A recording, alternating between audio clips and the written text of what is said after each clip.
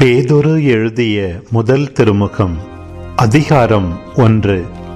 போந்து, Galatia, Cappadocia, Asia, Bithynia ஆகிய நாடுகளில் சிதறுண்டு தற்காலிக குடிகளாய் வாழ்ந்து வரும் உங்களுக்கு இயேசு கிறிஸ்துவின் திருத்தூதன் பேதுரு எழுதுவது: அருளும் அமைதியும் உங்களிடம் பெருகுக. தந்தையாம் கடவுளின் முன்னறிவின்படி இயேசு கிறிஸ்துவுக்கு கீழ்ப்படியவும் அவரது இரத்தத்தால் தூய்மையாக்கப்படவும் நீங்கள் தூய ஆவியால் இறைமக்களாக தேர்ந்தெடுக்கப்பட்டுள்ளீர்கள். நம் ஆண்டவர் இயேசு கிறிஸ்துவின் கடவுளும் தந்தையுமானவர் போற்றி. அவர் தம் பேரிரக்கத்தின்படி இறந்த இயேசு கிறிஸ்துவை உயிர்த்தெழச் செய்து நமக்கு புதுப்பிறப்பு அளித்துள்ளார். இவ்வாறு குன்றா எதிர்நோக்குடன் நாம் வாழ்கிறோம். அழியாத, மாசற்ற, ஒழியாத உரிமை பேரும் உங்களுக்கென விண்ணுலகில் வைக்கப்பட்டுள்ளது. நீங்கள் கொண்டுள்ள நம்பிக்கையின் வழியாய் மீட்புக்காக கடவுளுடைய வல்லமையால் பாதுகாக்கப்பட்டு வருகிறீர்கள். இம்மீட்பு இறுதி காலத்தில் வெளிப்பட ஆயத்தமாய் உள்ளது. இப்போது சிறிது காலம் நீங்கள் பல்வகை சோதனைகளால் துயருற வேண்டியிருப்பினும் அந்நாளிலே பேருவகை கொள்வீர்கள். அழியக்கூடிய பொன் நெருப்பினால் புடமிடப்படுகிறது. அதைவிட விலையுயர்ந்த உங்கள் நம்பிக்கையும் மெய்ப்பிக்கப்படவே துயருறுகிறீர்கள். இயேசு கிறிஸ்து வெளிப்படும் போது அந்நம்பிக்கை உங்களுக்கு புகழும் மாண்பும் பெருமையும் தருவதாய் விளங்கும். நீங்கள் அவரை பார்த்ததில்லை, எனினும் அவர் மீது அன்பு செலுத்துகிறீர்கள்.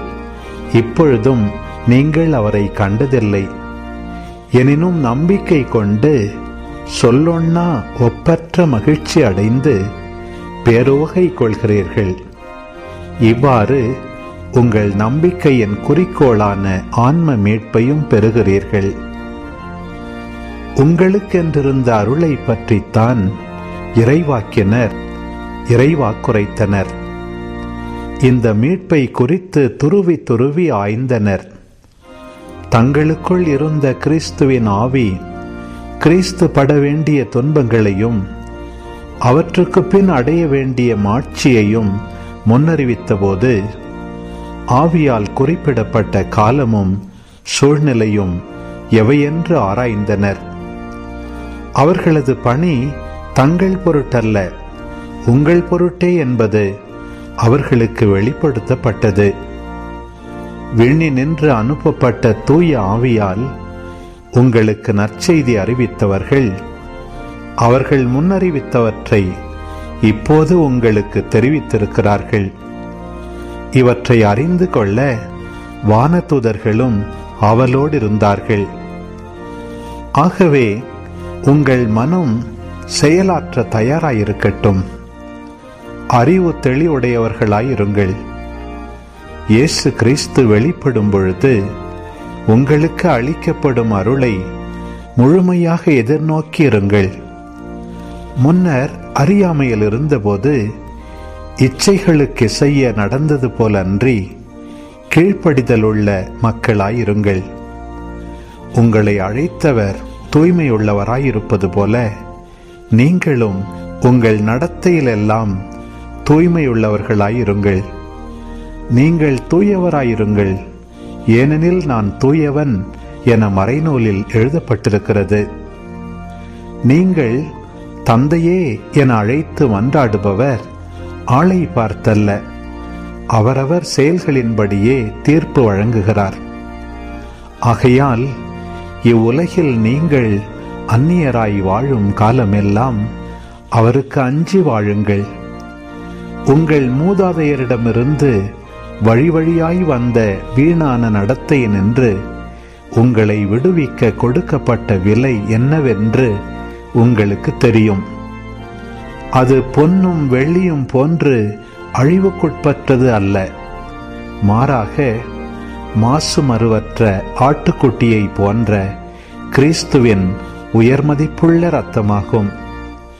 உலகம் தோன்றும் முன்னரே முன்குறிக்கப்பட்ட அவர் இந்த கடைசி காலத்தில் உங்களுக்காக வெளிப்படுத்தப்பட்டார். அவர் வழியாகத்தான் நீங்கள் கடவுள் மீது நம்பிக்கை கொண்டுள்ளீர்கள். இறந்த அவரை கடவுள் உயிர்த்தெழச் செய்து பெருமைப்படுத்தியுள்ளார். இதனால் நீங்கள் கடவுளிடம் நம்பிக்கை கொண்டு அவரை எதிர்நோக்கி இருக்கவே இவ்வாறு செய்தார். உண்மைக்கு கீழ்ப்படிந்து உங்கள் ஆன்மா தூய்மை அடைந்துள்ளதால் நீங்கள் வெளிவேடமற்ற முறையில் சகோதர அன்பு காட்ட முடியும். எனவே நீங்கள் தூய உள்ளத்தோடு ஒருவருக்கொருவர் ஆழ்ந்த அன்பு காட்டுங்கள். நீங்கள் அழியக்கூடிய வித்தினால் அல்ல, மாறாக உயிர் உள்ளதும் நிலைத்திருப்பதுமான அழியா வித்தாகிய கடவுளின் வார்த்தையால் புதுப்பிறப்பு அடைந்துள்ளீர்கள். ஏனெனில் மானிடர் அனைவரும் புல்லை போன்றவர். அவர்களது மேன்மை வயல்வெளி பூவை போன்றது. புல் உலர்ந்து போம், பூ வதங்கி விழும். நம் ஆண்டவரின் வார்த்தையோ என்றென்றும் நிலைத்திருக்கும். இவ்வார்த்தையே உங்களுக்கு அறிவிக்கப்பட்ட நற்செய்தி.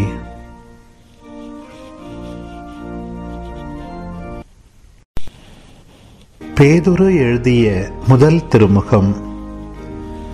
அதிகாரம் 2. ஆண்டவர் எத்துணை இனியவர் என்பதை நீங்கள் சுவைத்திருந்தால் எல்லா வகையான தீமையையும் வஞ்சகத்தையும் வெளிவேடம், பொறாமை, அவதூறு ஆகிய யாவற்றையும் அகற்றுங்கள். புதிதாய் பிறந்த குழந்தைகள் போல வஞ்சகமற்ற வார்த்தையாகிய பாலை அருந்த ஆர்வமுள்ளவர்களாயிருங்கள். இதை அருந்துவதால் நீங்கள் மீட்பில் வளருவீர்கள். உயிருள்ள கல்லாகிய அவரை அணுகுங்கள். மனிதரால் உதறி தள்ளப்பட்டதாயினும் கடவுளால் தெரிந்து கொள்ளப்பட்ட உயர்மதிப்புள்ள கல் அதுவே. நீங்களும் உயிருள்ள கற்களாயிருந்து ஆவிக்குரிய இல்லமாக கட்டி எழுப்பப்படுவீர்களாக. இயேசு கிறிஸ்துவின் வழியாய் கடவுளுக்கு உகந்த ஆவிக்குரிய பலிகளை படைக்கும் தூய குருக்களின் கூட்டமாகவும் இருப்பீர்களாக. ஏனெனில் இதோ சீயோனில் நான் ஒரு மூலைக்கல் நாட்டுகிறேன். அது தேர்ந்தெடுக்கப்பட்ட விலையுயர்ந்த மூலைக்கல். அதில் நம்பிக்கை கொண்டோர் பதற்றமடையார் என்று மறைநூலில் காண கிடக்கிறது. நம்பிக்கை கொண்ட உங்களுக்கு அது உயர் மதிப்புள்ளதாக விளங்கும். நம்பிக்கை இல்லாதவர்களை பொறுத்தமட்டில் கட்டுவோர் புறக்கணித்த கல்லே முதன்மையான மூலைக்கல்லாயிற்று. மற்றும் அது இடறுதற்கல்லாகவும் தடுக்கி விழச் செய்யும் கற்பாறையாகவும் இருக்கும். அவர்கள் வார்த்தையை ஏற்காததால் தடுக்கி விழுகிறார்கள். இதற்கென்றே அவர்கள் குறிக்கப்பட்டிருக்கிறார்கள். ஆனால் நீங்கள் தேர்ந்தெடுக்கப்பட்ட வழிமரபினர், அரச குருக்களின் கூட்டத்தினர், தூய மக்களினத்தினர், அவரது உரிமை சொத்தான மக்கள்.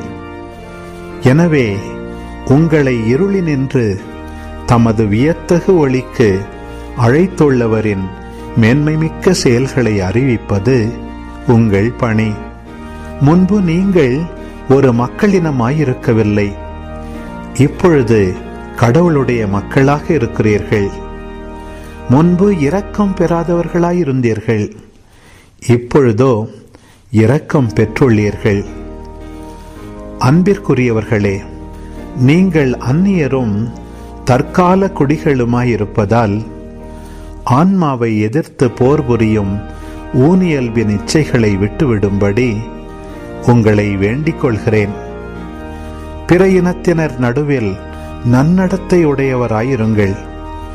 அவர்கள் உங்களை தீயவர்கள் என்று பழித்துரைப்பினும் உங்கள் நற்செயல்களை கண்டு கடவுள் சந்திக்க வரும் நாளில் அவரை போற்றி புகழ்வார்கள். அனைத்து மனித அமைப்புகளுக்கும் ஆண்டவரின் பொருட்டு பணிந்திருங்கள். அதிகாரம் கொண்டவர் என்னும் முறையில் அரசருக்கும், தீமை செய்கிறவர்களை தண்டிக்கவும் நன்மை செய்கிறவர்களை பாராட்டவும் அவரால் அனுப்ப பெற்றவர்கள் என்னும் முறையில் ஆளுநர்களுக்கும் பணிந்திருங்கள். இவ்வாறு நீங்கள் நன்மையை செய்ய முன்வருவதன் மூலம் மதிக்கெட்ட அறிவிலிகளை வாயடைக்க செய்ய வேண்டுமென்பதே கடவுளின் திருவுளம். நீங்கள் விடுதலை பெற்றுள்ளீர்கள். விடுதலை என்னும் போர்வையில் தீமை செய்யாதீர்கள். கடவுளுக்கே அடிமைகளாயிருங்கள். எல்லாருக்கும் மதிப்பு கொடுங்கள். சகோதரர் சகோதரிகளிடம் அன்பு செலுத்துங்கள். கடவுளுக்கு அஞ்சுங்கள். அரசருக்கு மதிப்பு கொடுங்கள். வீட்டு வேலையாளர்களே, உங்கள் தலைவர்களுக்கு முழு மரியாதையோடு பணிந்திருங்கள். நல்லவர்களுக்கும் கனிந்த உள்ளமுடையோருக்கும் மட்டுமல்ல, முரட்டு குணம் உள்ளவர்களுக்கும் பணிந்திருங்கள். ஒருவர் அநியாயமாக துயருறும்போது கடவுளை மனத்தில் கொண்டு அதை பொறுமையோடு ஏற்றுக்கொள்வாரானால் அதுவே அவருக்கு உகந்ததாகும். குற்றம் செய்ததற்காக நீங்கள் அடிக்கப்படும் போது பொறுமையோடு இருப்பதில் என்ன சிறப்பு? மாறாக நன்மை செய்தும் அதற்காக பொறுமையோடு துன்புற்றால் அது கடவுளுக்கு உகந்ததாகும். கிறிஸ்துவும் உங்களுக்காக துன்புற்று ஒரு முன்மாதிரியை வைத்து சென்றுள்ளார். எனவே நீங்கள் அவருடைய அடிச்சுவடுகளை பின்பற்றுங்கள். இதற்காகவே அழைக்கப்பட்டுள்ளீர்கள். வன் செயல் எதுவும் அவர் செய்ததில்லை. வஞ்சனை எதுவும் அவர் வாயில் இருந்ததில்லை. பழிக்கப்பட்ட போது பதிலுக்கு பழிக்கவில்லை. துன்புறுத்தப்பட்ட போது அச்சுறுத்தவில்லை. நியாயமாக தீர்ப்பு வழங்குவோரிடம் தம்மை ஒப்படைத்தார். சிலுவையின் மீது தம் உடலில் நம் பாவங்களை அவரே சுமந்தார். நாம் பாவங்களுக்கு இறந்து நீதிக்காக வாழ்வதற்கே இவ்வாறு செய்தார். அவர் தம் காயங்களால் நீங்கள் குணமடைந்துள்ளீர்கள்.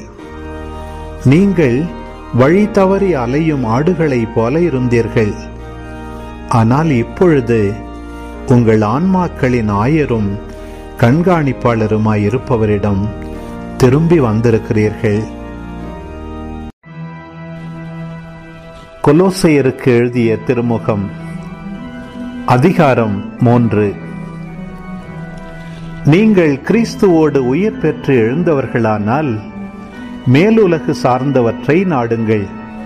அங்கு கிறிஸ்து கடவுளின் வலப்பக்கத்தில் அமர்ந்திருக்கிறார்.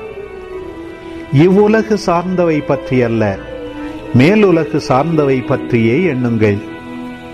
ஏனெனில் நீங்கள் கிறிஸ்துவோடு இறந்துவிட்டீர்கள். உங்கள் வாழ்வு அவரோடு இணைந்து கடவுளிடம் மறைந்து இருக்கிறது. கிறிஸ்துவே உங்களுக்கு வாழ்வு அளிப்பவர். அவர் தோன்றும் பொழுது நீங்களும் அவரோடு மாட்சி பொருந்தியவராய் தோன்றுவீர்கள். ஆகவே உலக போக்கிலான உங்கள் இயல்புக்குரிய பரத்தமை, ஒழுக்கக்கேடு, கட்டுக்கடங்காத பாலுணர்வு, தீய நாட்டம், சிலை வழிபாடான பேராசை ஆகியவற்றை ஒழித்து விடுங்கள். இவையே கீழ்ப்படியா மக்கள் மீது கடவுளின் சினத்தை வரவழைக்கின்றன. இத்தகையவர்களோடு நீங்கள் வாழ்ந்தபோது நீங்களும் இவற்றில்தான் உழந்தீர்கள். ஆனால் இப்பொழுது நீங்கள் சினம், சீற்றம், தீமை ஆகிய அனைத்தையும் அகற்றிவிடுங்கள். பழிப்புரை, வெட்கக்கேடான பேச்சு ஆகிய எதுவும் உங்கள் வாய் நின்று வரக்கூடாது. ஒருவரோடு ஒருவர் பொய் பேசாதீர்கள். ஏனெனில் நீங்கள் பழைய மனித இயல்பையும் அதற்குரிய செயல்களையும் களைந்துவிட்டு புதிய மனித இயல்பை அணிந்திருக்கிறீர்கள். அவ்வியல்பு தன்னை உண்டாக்கினவரின் சாயலுக்கு ஏற்ப புதுப்பிக்கப்படுகிறது. இவ்வாறு நீங்கள் கடவுளை முழுமையாய் அறிய முடியும். புதுப்பிக்கப்பட்ட நிலையில் கிரேக்கர் என்றும் யூதர் என்றும், விருத்த சேதனம் பெற்றவர் என்றும் விருத்த சேதனம் பெறாதவர் என்றும், நாகரிகம் அற்றோர் என்றும் சீத்தியர் என்றும் அடிமை என்றும் உரிமை குடிமக்கள் என்றும் வேறுபாடில்லை. கிறிஸ்துவே அனைவருள்ளும் அனைத்துமாயிருப்பார். நீங்கள் கடவுளால் தேர்ந்து கொள்ளப்பட்டவர்கள், அவரது அன்பிற்குரிய இறைமக்கள். எனவே அதற்கு செய்ய பரிவு, இரக்கம், நல்லெண்ணம், மனத்தாழ்மை, கனிவு, பொறுமை ஆகிய பண்புகளால் உங்களை அணி செய்யுங்கள். ஒருவரை ஒருவர் பொறுத்து கொள்ளுங்கள். ஒருவரை பற்றி ஒருவருக்கு ஏதாவது முறையீடு இருந்தால் மன்னியுங்கள். ஆண்டவர் உங்களை மன்னித்தது போல நீங்களும் மன்னிக்க வேண்டும். இவை அனைத்துக்கும் மேலாக அன்பையே கொண்டிருங்கள். அதுவே இவை அனைத்தையும் பிணைத்து நிறைவு பெறச் செய்யும். கிறிஸ்து அருளும் அமைதி உங்கள் உள்ளங்களை நெறிப்படுத்துவதாக. இவ்வமைதிக்கென்றே நீங்கள் ஒரே உடலின் உறுப்புகளாக இருக்க அழைக்கப்பட்டீர்கள். நன்றியுள்ளவர்களாயிருங்கள். கிறிஸ்துவை பற்றிய நற்செய்தி உங்களுக்குள் நிறைவாக குடிகொள்வதாக. முழு ஞானத்தோடு ஒருவருக்கொருவர் கற்பித்து அறிவுரை கூறுங்கள். திருப்பாடல்களையும் புகழ்பாக்களையும் ஆவிக்குரிய பாடல்களையும் நன்றியோடு உளமாற பாடி கடவுளை போற்றுங்கள். எதை சொன்னாலும் எதை செய்தாலும் அனைத்தையும் ஆண்டவர் இயேசுவின் பெயரால் செய்து அவர் வழியாய் தந்தையாம் கடவுளுக்கு நன்றி செலுத்துங்கள். திருமணமான பெண்களே, உங்கள் கணவருக்கு நீங்கள் பணிந்திருங்கள். ஆண்டவரை சார்ந்து வாழ்வோருக்கு இதுவே தகும். திருமணமான ஆண்களே, உங்கள் மனைவியரிடம் அன்பு செலுத்துங்கள். அவர்களை கொடுமைப்படுத்தாதீர்கள். பிள்ளைகளே, உங்கள் பெற்றோருக்கு முற்றிலும் கீழ்ப்படியுங்கள். ஆண்டவரை சார்ந்தவர்களுக்கு இதுவே தகும். பெற்றோர்களே, உங்கள் பிள்ளைகளுக்கு எரிச்சல் மூட்டாதீர்கள். அப்படி செய்தால் அவர்கள் மனம் தளர்ந்து போவார்கள்.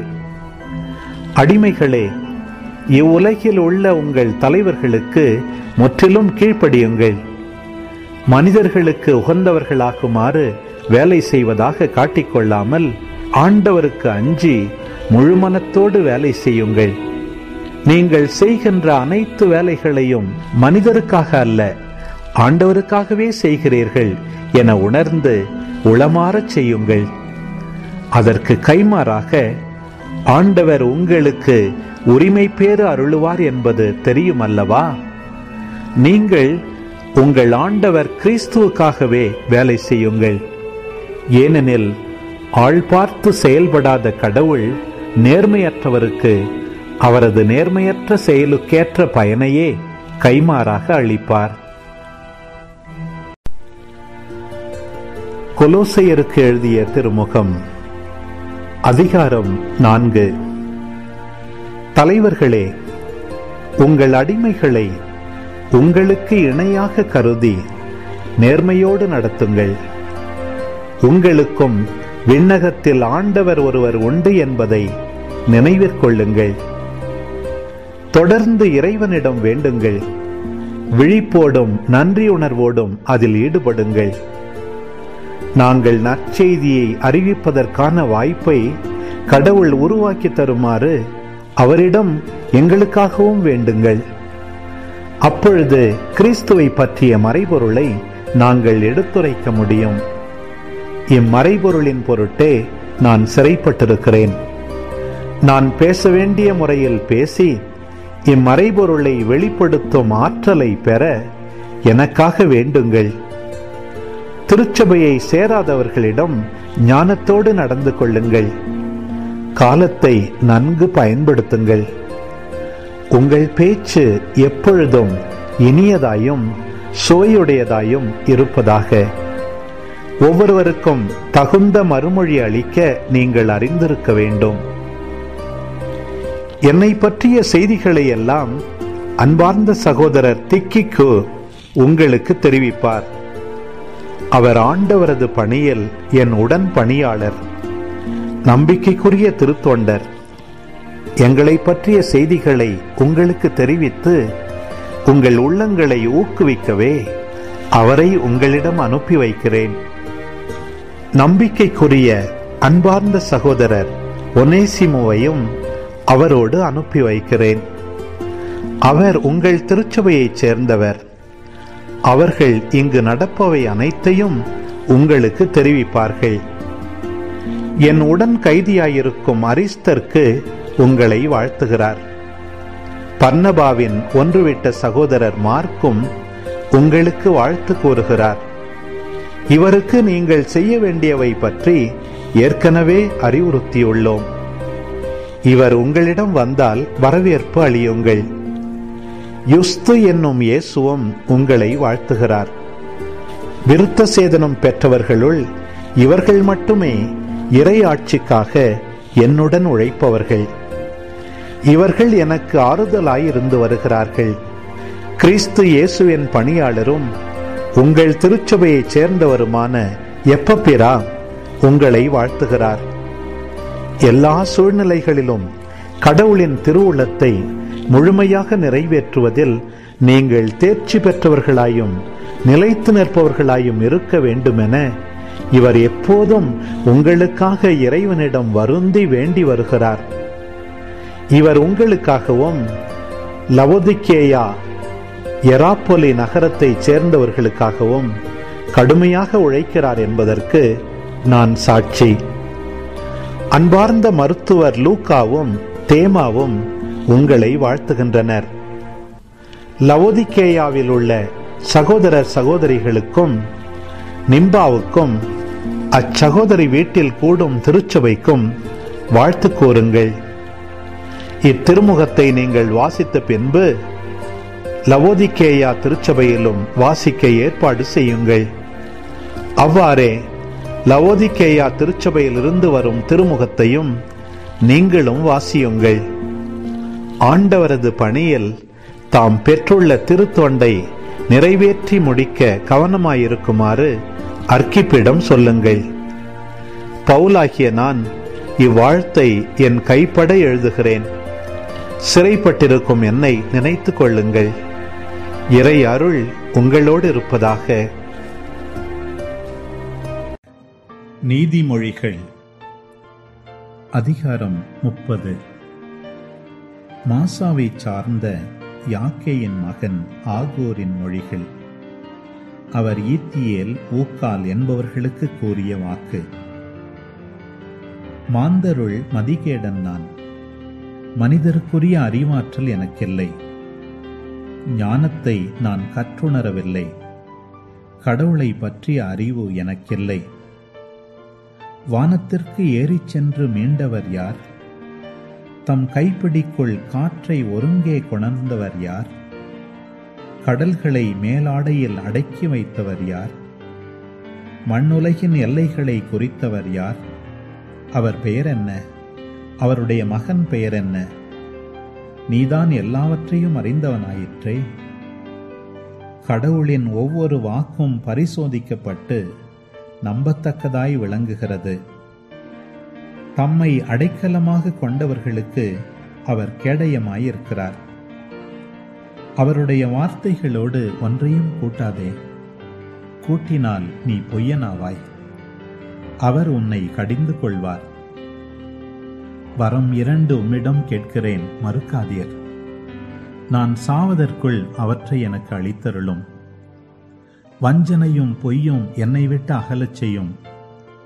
எனக்கு செல்வம் வேண்டாம், வறுமையும் வேண்டாம். எனக்கு தேவையான உணவை மட்டும் தந்தருளும். எனக்கு எல்லாம் இருந்தால் நான் உம்மை எனக்கு தெரியாது என்று மறுதலித்து ஆண்டவரை கண்டது யார் என்று கேட்க நேரிடும். நான் வறுமையுற்றால் திருடனாகி என் கடவுளின் திருப்பெயருக்கு இழிவு வருவிக்க நேரிடும். வேலைக்காரரை பற்றி அவர் தலைவரிடம் போய் கோள் சொல்லாதே. சொன்னால் அவர் உன்மீது பழி சுமத்துவார். நீயே குற்றவாளியாவாய். தந்தையை சபிக்கிற தாயை வாழ்த்தாத மக்களும் உண்டு. மாசு நிறைந்தவராயிருந்தும் தம்மை தூயோர் என கருதும் மக்களும் உண்டு. கண்களில் இருமாப்பு, பார்வையில் ஆணவம், இத்தகைய மக்களும் உண்டு. பற்கள் கூரிய வாள், கீழ்வாய் பற்கள் தீட்டிய கத்தி, இவற்றையுடைய மக்களும் உண்டு. அவர்கள் நாட்டில் உள்ள ஏழைகளை விழுங்கி விடுவார்கள், உலகில் உள்ள எளியோரை தின்று விடுவார்கள். அட்டைப்பூச்சிக்கு தா தா என கத்தும் 2 புதல்வியர் உண்டு, ஆனால் தனியாத 3 உண்டு, போதும் என்று சொல்லாத 4வது ஒன்றும் உண்டு. அவை பாதாளம், மலடியின் கருப்பை, நீரை அவாவும் வறண்ட நிலம், போதும் என்று சொல்லாத நெருப்பு ஆகியவையே. தகப்பனை ஏளனம் செய்யும் கண்களையும் வயது முதிர்ந்த தாயை இகழும் விழிகளையும் இடுகாட்டு காக்கைகள் பிடுங்கட்டும், கழுகு குஞ்சுகள் தின்னட்டும். எனக்கு வியப்பை தருவன 3 உண்டு, என் அறிவுக்கு எட்டாத 4வது ஒன்றும் உண்டு. அவை வானத்தில் கழுகு மிதத்தல், கற்பாறை மேல் பாம்பு ஏறுதல், நடுக்கடலில் கப்பல் மிதந்து செல்லுதல், ஆண்மகனுக்கு பெண் மீதுள்ள நாட்டம் ஆகியவையே. விலைமகள் நடந்து கொள்ளும் முறை இதுவே. தவறு செய்த பின் அவள் குளித்துவிட்டு நான் தவறு எதுவும் செய்யவில்லை என்பாள். உலகத்தை நிலை குலைப்பவை 3, அது பொறுக்க இயலாத 4வது ஒன்றும் உண்டு. அரசனாகிவிடும் அடிமை, உண்டு திரியும் கயவன், யாரும் விரும்பாதிருந்தும் இறுதியில் மனம் முடிக்கும் பெண், உரிமை மனைவியின் இடத்தை பறித்துக் கொள்ளும் அடிமை பெண். சிறியவையாயினும் ஞானமுள்ள சிற்றுயிர்கள் 4 உலகில் உண்டு. எறும்புகள், இவை வலிமையற்ற இனம், எனினும் கோடை காலத்தில் உணவை சேமித்து வைத்துக் கொள்கின்றன. குறுமுயல்கள், இவையும் வலிமையற்ற இனமே, எனினும் இவை கற்பாறைகளுக்கிடையே தம் வலைகளை அமைத்துக் கொள்கின்றன. வெட்டுக்கிளிகள், இவற்றிற்கு அரசன் இல்லை, எனினும் இவை அணி அணியாக புறப்பட்டுச் செல்லும். பல்லி, இதை கைக்குள் அடக்கிவிடலாம், எனினும் இது அரச மாளிகையிலும் காணப்படும். பீடு நடை போடுபவை 3 உண்டு, ஏறு போல நடக்கின்ற 4வது ஒன்றும் உண்டு. விலங்குகளுள் வலிமை வாய்ந்ததும் எதை கண்டும் பின்வாங்காததுமான சிங்கம், பெருமிதத்துடன் நடக்கும் சேவல், மந்தைக்கு முன் செல்லும் வெள்ளாட்டுக்கடா, படையோடு செல்லும் அரசன். நீ வீண் பெருமை கொண்டு மூடத்தனமாக நடந்திருந்தாலும், தீமை செய்ய திட்டம் வகுத்திருந்தாலும் உன் வாயை பொத்திக் கொண்டிரு. ஏனெனில் மோரை கடைந்தால் வெண்ணெய் திரண்டு வரும், மூக்கை நெரித்தால் இரத்தம் வரும், எரிச்சலூட்டினால் சண்டை வரும்.